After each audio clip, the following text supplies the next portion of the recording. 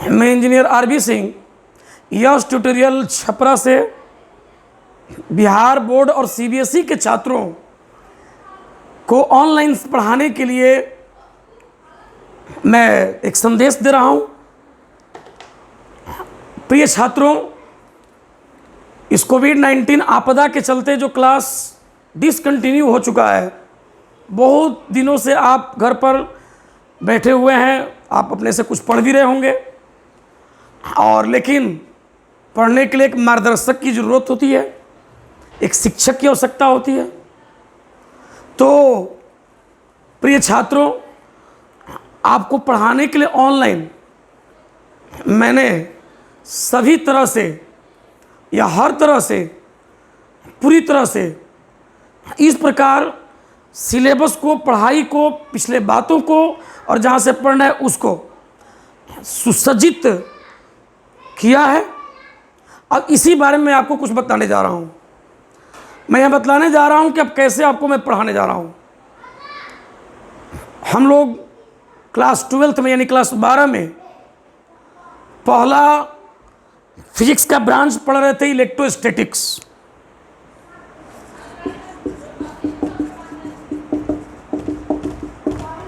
स्थिर वैद्युतिकी। अब स्थिर वैद्युतिकी में पहला हमारा चैप्टर था एनसीईआरटी के अनुसार वैद्युत आवेश एवं क्षेत्र, इलेक्ट्रिक फील्ड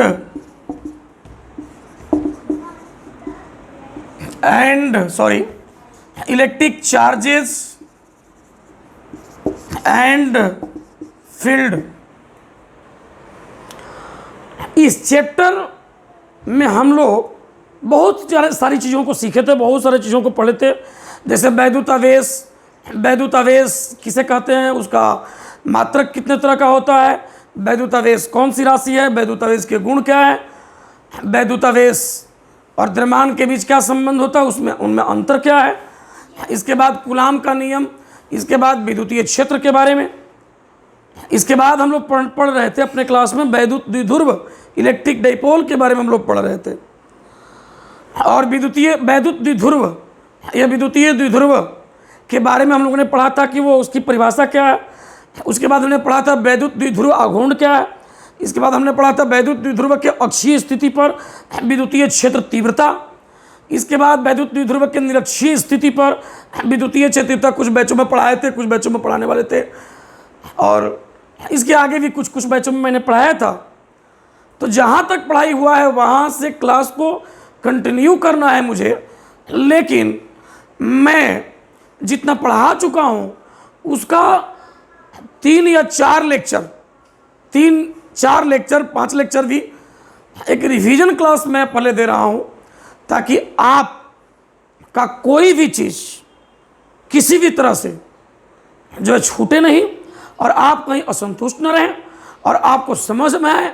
क्योंकि हमें पूर्व की भांति ही अभी आगे भी बोर्ड एग्जाम में अव्वल रहना है, सबसे अधिक मार्क्स प्राप्त करना है।